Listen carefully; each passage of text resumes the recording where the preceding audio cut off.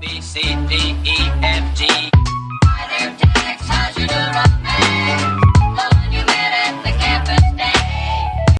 Hi, I am Shreya Roy, a PhD research scholar of economics. Lately, I have been digging into data. That's when I encountered a strange fact about India.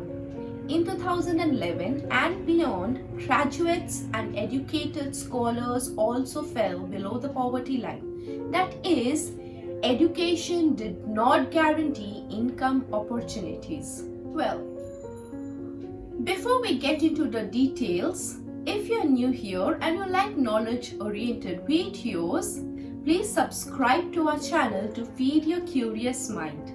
Now, let's roll into the video. India is one of the fastest growing economies. Officially known as the Republic of India, is the second most populous country in the world. It homes approximately 135.26 crores following belonging to Hinduism, Islam, Christianity, Sikhism, Buddhism, Jainism, and others. Surprisingly, it also homes 7.3 million people who are living in extreme poverty and comprises 5.5% of the country's population. Absolute poverty is the complete lack of necessary means to meet basic personal needs such as food, clothing, and shelter. Extreme poverty has been defined by the World Bank as living on less than $1.90 per day. However, in India, a person is declared poor if the expenditure of a person per day is less than 47 rupees in urban areas and 37 rupees in the rural areas. To conduct this survey, data has been downloaded from the official website of Indian Human Development Survey, IHDS. IHDS is an organization that conducts national survey of 41,554 households in 1,503 villages and 971 urban neighborhoods across the country. The statistical tool used to interpret and understand the data was STATA or STATA as many like to call it. Now let us take a look at the data. The data has been homogenized and arranged in a tabular form for better representation.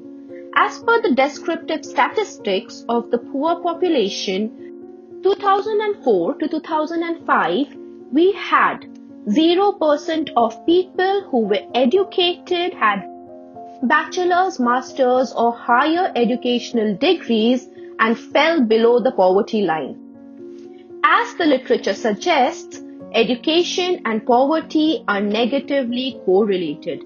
As education increases, poverty falls. A person with low education suffers low income and hence stays below the poverty line. Rural India suffers from inadequate school infrastructure, ill-qualified teachers, and expensive education which cannot be afforded by all. Here comes the twist. According to the descriptive statistics of the poor population 2011 to 12, graduates and scholars also fell below the poverty line. This is the data of 2011 to 12, and this is the shocking part. These educated people found it difficult to earn 35 rupees a day. Let me break it down to you. 35 rupees is equivalent to half a dollar. No food, no clothing, no shelter. Forget about medical treatment and safe drinking water. To understand how education determines the poverty of India, a Probit model is used. If you do not know what a Probit model is, well, that is not important. The results are: Pi is equal to beta xi plus ei. where Pi is the probability that the individual falls below the poverty line. Here Pi can take two values, 0 indicating that the person is not poor, does not fall below the poverty line, and Pi is equal to 1 indicates that the person is poor and falls below the poverty line. And Xi represents the vector of the demographic characteristics. In our case, we are studying the educational impact. Education has been divided into three categories: low education or below matric, medium education or secondary education and higher education, high education or graduates and above. Here, outcome 0 or the blue color indicates that the population is not poor, and the outcome 1 or the red color indicates that the population is poor and falls below the poverty line. We can easily see through the graph that probability to fall below the poverty line decreases as the educational qualification increases. The probability of a person to fall below the poverty line with education lowers with increase in education. But no matter how educated you are, there are chances you might fall below the poverty line.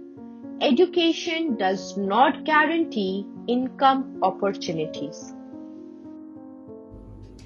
Even though investment in knowledge pays the best interest, education is subject to market risks. Please read all college-related documents before investing. Hope this video was knowledgeable, and if you learned something new, please hit that like button and see you next week. Until then, keep feeding your curious mind.